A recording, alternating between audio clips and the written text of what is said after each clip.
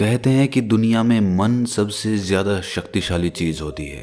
अगर किसी चीज को तुम पूरे मन से चाह लो तो तुम उसे हासिल कर सकते हो। ये मैं नहीं कहता, ये सभी महापुरुषों का कहना है। लेकिन अगर ये सत्य है, ये सच है, तो जो हम अपने मन से चाहते हैं वो हमें हासिल क्यों नहीं होता है? भाई, कोई भी इंसान अपने मन में दुख तो नहीं चाहेगा, लेकिन वो रहता तो दुखी है। हर इंसान अपने मन से तो कामयाब होना चाहता है, खूब पैसा कमाना चाहता है, लेकिन फिर भी वो कामयाब नहीं होता। भला ऐसा दुनिया में कौन इंसान होगा जो अपने मन में ये चाहेगा कि मैं नाकामयाब रहूं या मैं पैसा ना कमाऊं? सोचने की बात है। तो इसमें दो चीजें निकल के सामने आती हैं। या तो वो महापुरुष गलत थे जिन्होंने ये बात बोली कि मन से चाही हुई चीज हासिल हो जाती है, या फिर हम गलत हैं। आज की कहानी जो मैं आपको सुनाने वाला हूँ उसमें आपको एक ऐसा मंत्र मिलेगा। उसे समझने के बाद आपको एक ऐसा मंत्र पता चलेगा जिससे आप ये समझ पाएंगे कि अपने मन से कोई भी चीज कैसे करवाई जाती है, मन में किसी भी बात का बीज कैसे बोया जाता है। ये इस कहानी से आपको अच्छी तरह से समझ में आ जाएगा, और इससे आप ये भी समझ पाएंगे कि आकर्षण का नियम, लॉ ऑफ अट्रैक्शन कैसे काम करता है। कहानी छोटी सी है लेकिन बहुत ही गहरी है। इससे पहले कि आप इस कहानी में खो जाएं, इस चैनल को सब्सक्राइब जरूर कर लें। तो चलिए ये कहानी शुरू करते हैं। एक बार की बात है, एक आदमी के जीवन में सिर्फ दुख ही दुख थे। वो जो भी काम करता उस बेचारे का वो काम पूरा ही नहीं होता। घर में आता तो घर में कलेश बना रहता, किसी से कोई मदद मांगता तो कोई उसकी मदद नहीं करता। ऐसा लगता था कि चारों ओर से दुखों का पहाड़ उसी पर टूट पड़ा है। उसे समझ नहीं आ रहा था कि मैं इन दुखों से पार कैसे पाऊं। वो दिन रात यही सोचता रहता कि अपने दुखों से छुटकारा कैसे पाना है। इसी कारण से वो रात में सो भी नहीं पाता था। उसकी आंखों के नीचे बड़े बड़े काले घेरे बन गए थे, जो इस बात का प्रतीक थे कि वो आदमी कितना दुखी है और कितना चिंतित है। कभी कभी तो उसके मन में आत्महत्या करने के भी ख्याल आते थे, लेकिन अपने परिवार की चिंता करके वो ये कदम नहीं उठा पाता था। वो इतना दुखी हो गया कि उसने निर्णय किया कि वो इन दुखों से छुटकारा पाके रहेगा। इसके लिए चाहे उसे कितनी भी मेहनत करनी पड़े, कुछ भी करना पड़े, चाहे अंगारों पे चलना पड़े, लेकिन इन दुखों से छुटकारा हासिल करके रहेगा। ऐसे ही एक दिन उसने अपने मित्र से पूछा कि मैं अपने जीवन को कैसे सुधारूं। उसके मित्र ने उसे बताया कि तुम किसी बाबा के पास जाओ। बाबाओं के पास ऐसा मंत्र होता है जिससे सारे दुख मिट जाते हैं, जीवन खुशियों से भर जाता है और धन संपदा भी हासिल हो जाती है। तुम किसी ऐसे बाबा को ढूंढ लो, बस तुम्हारा काम बन जाएगा। उस आदमी के मन में ये बात पूरी तरह से पक्की बैठ गई कि कोई बाबा ही मेरा दुख दूर कर सकता है, और इसीलिए उसे किसी भी बाबा के बारे में पता चलता तो वो उस बाबा के पास पहुंच जाता। वो उस बाबा को अपनी समस्या बताता और उससे उसका समाधान पूछता और कहता कि बाबा, मैं कुछ भी करने के लिए तैयार हूं, लेकिन मेरी इन समस्याओं से मुझे छुटकारा दिला दीजिए।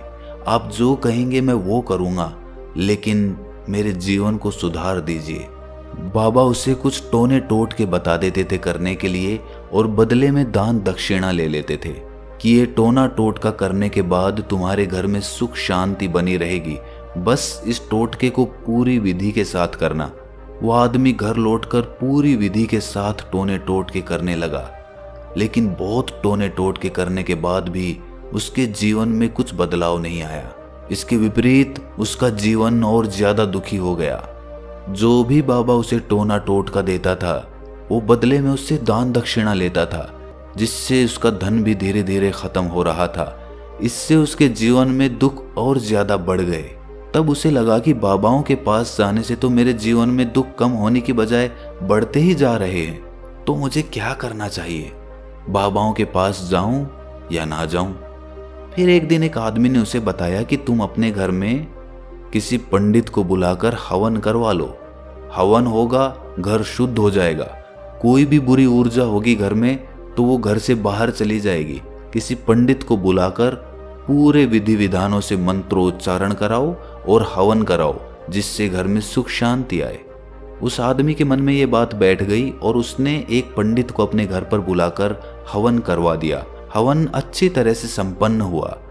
बदले में पंडित ने भी अच्छी दान दक्षिणा ली और उसके बाद वो वहां से विदा हो गया। लेकिन कुछ दिनों के बाद उस आदमी को महसूस हुआ कि उसके जीवन में अब भी कोई बदलाव नहीं आया है।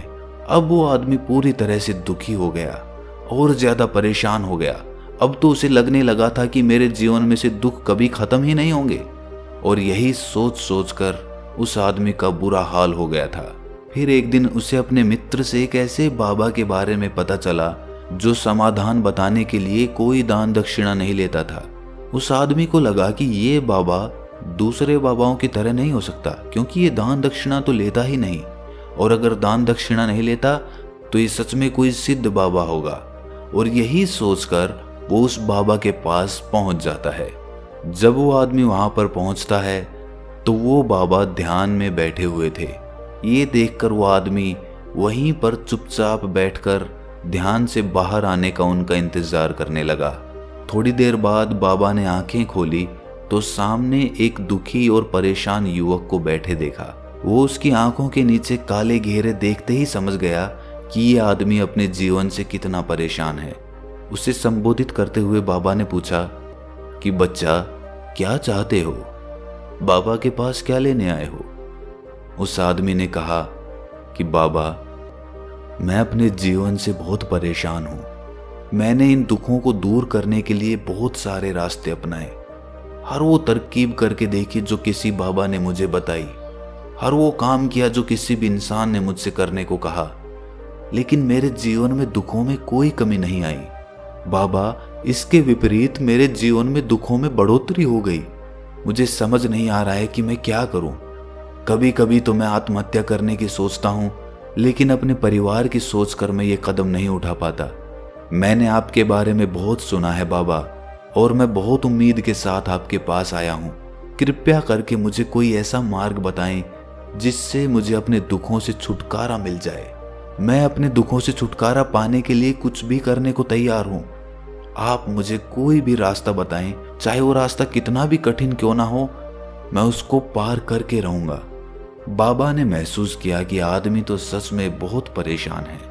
बाबा ने उसकी बात सुनकर कहा कि बच्चा, दुखों को दूर करने के लिए मंत्र ऐसे ही नहीं मिलते।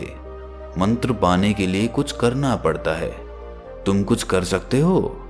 ये सुनकर पहले तो उस आदमी ने सोचा कि ये बाबा भी मुझसे दान दक्षिणा ही मांगेंगे, लेकिन और कोई रास्ता ना पाकर उस आदमी ने कहा कि बाबा, आपको जितनी भी दान दक्षिणा चाहिए मैं देने के लिए तैयार हूं, लेकिन आपका मंत्र सच्चा होना चाहिए, वो पूरा होना चाहिए, उसका फल मुझे मिलना चाहिए। उसके बाद मैं आपको जो भी दान दक्षिणा लेना चाहते हो वो दे दूंगा। बाबा ने कहा कि दान दक्षिणा तो बहुत छोटी सी चीज है, मुझे वो नहीं चाहिए। इस पर वो आदमी सोच विचार करके बोला, तो बाबा, मैं अंगारों पे भी चलने के लिए तैयार हूं, आप मुझे बस आज्ञा दीजिए। बाबा ने कहा कि अंगारों पे चलने वाली छोटी चीज मैं तुमसे नहीं कराने वाला। मैं जो तुमसे कराने वाला हूं वो बहुत कठिन मंत्र है, उसे पूरा कर पाओगे? बाबा ने कहा कि बाबा, आप मुझे बताइए तो सही, मुझे करना क्या होगा, मैं कुछ भी करने को तैयार हूं। इस पर बाबा ने उसे कहा कि यहां से जब तुम अपने घर जाओ तो रास्ते में अपने मन में ये दोहराते जाना कि मैं सुखी हूं, मैं सुखी हूं, मैं सुखी हूं। बार बार अपने मन में यही दोहराना, और याद रहे जुबान पर ये नहीं आना चाहिए, ये सिर्फ मन में दोहराना है। ये सुनकर वो आदमी बोला, बाबा, बस इतनी सी बात, ये तो मैं चुटकी बजा के कर लूंगा, लेकिन इससे होगा क्या? बाबा बोले कि इस मंत्र को करके देखो, वैसे भी तुमने इतने बाबाओं के मंत्र किए हैं तो इस मंत्र को भी करके देख लो। उस आदमी ने सोचा कि बाबा कुछ दान दक्षिणा तो ले नहीं रहे और छोटा सा मंत्र है, इसे तो मैं कर ही लूंगा। वो बोला, ठीक है बाबा, मैं ये मंत्र जरूर करूंगा। वो आदमी ये कहकर वहां से उठकर चलने लगा, लेकिन जैसे ही वो चलने लगा, पीछे से बाबा ने बोला कि बच्चा, एक बात याद रखना, जब तुम ये मंत्र अपने मन में दोहराओ तो तुम्हारे मन में बंदर के विचार नहीं आने चाहिए, बंदर का ख्याल भी नहीं आना चाहिए, तो ही ये मंत्र सिद्ध होगा। वो आदमी बोला, मुझे तो आज तक बंदर का कोई विचार नहीं आया, तो अब क्यों आएगा? आप चिंता मत करिए बाबा, मैं बस मन में यही दोहराऊंगा कि मैं सुखी हूं, मैं सुखी हूं। इसके अलावा बंदर का कोई विचार मेरे मन में नहीं आएगा। ये कहकर वो आदमी वहां से चल दिया। वो अपने मन में मैं सुखी हूँ, मैं सुखी हूँ ये दोहराता हुआ थोड़ी दूर ही चला था कि उसके मन में अचानक बंदर का ख्याल आ गया। बंदर का ख्याल एक बार आया और चला भी गया, लेकिन उस आदमी ने सोचा कि आज तक तो मुझे बंदर का कोई विचार नहीं आया, ये आज बंदर का विचार क्यों आ गया। और ऐसे करके उसने उस बंदर के विचार को पकड़ लिया। वो ये भूल गया कि मुझे क्या मंत्र दोहराना है और वो बंदर के बारे में सोचने लगा। जब थोड़ी देर बाद उसे फिर से होश आया तो वो फिर से अपना वही मंत्र दोहराने लगा जो बाबा ने उसे बताया था, मैं सुखी हूँ, मैं सुखी हूँ। लेकिन अचानक से उसे सामने एक बंदर दिखाई दिया और ये देखकर उसके मन में फिर से बंदर का विचार उठ गया और वो अपने अंदर से इस विचार को बाहर फेंकना चाहता था। वो चाहता था कि मेरे अंदर किसी भी तरह बंदर का विचार ना आए, लेकिन उसे तो सामने बंदर ही दिखाई दे गया।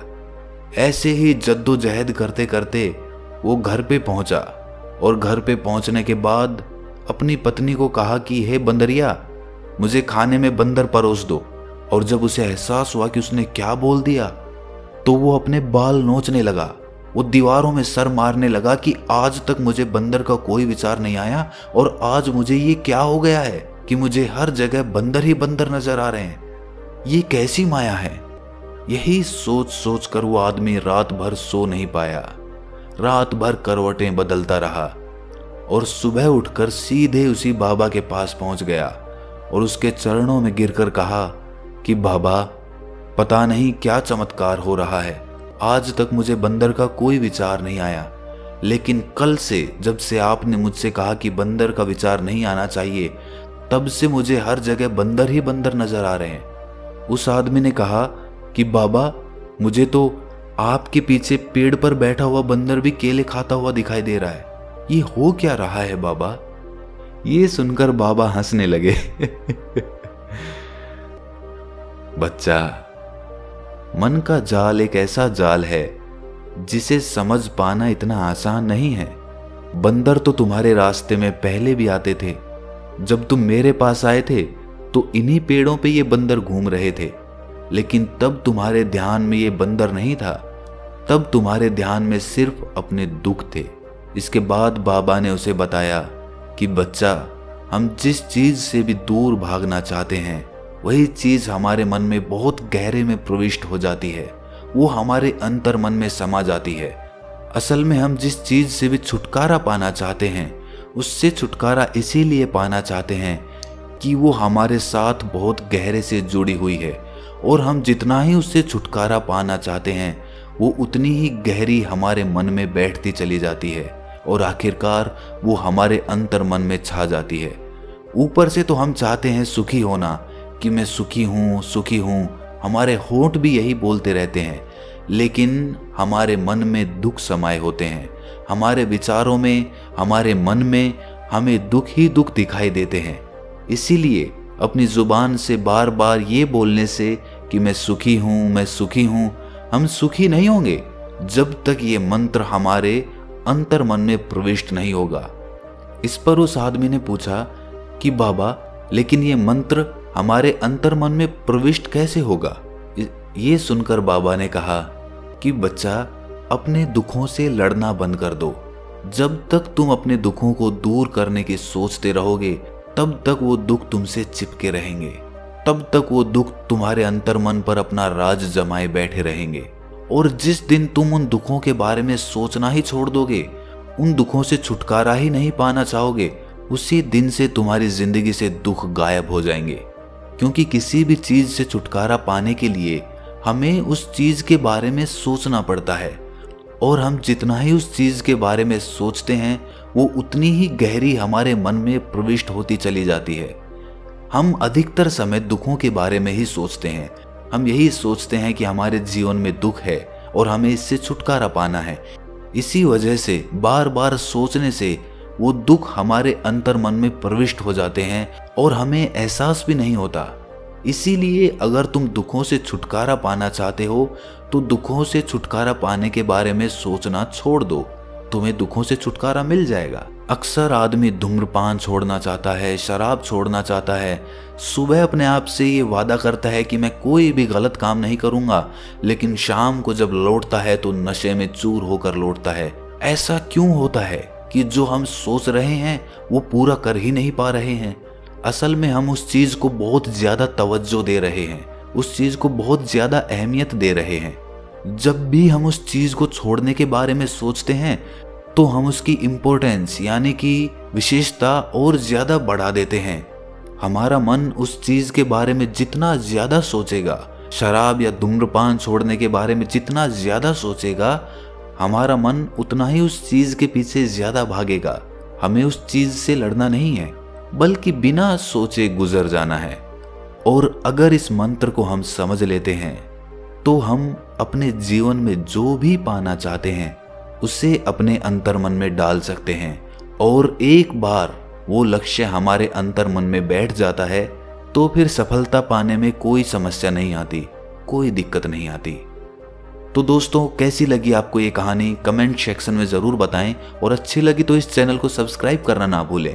तो मिलते हैं अगली कहानी में, तब तक के लिए अपना ख्याल रखें।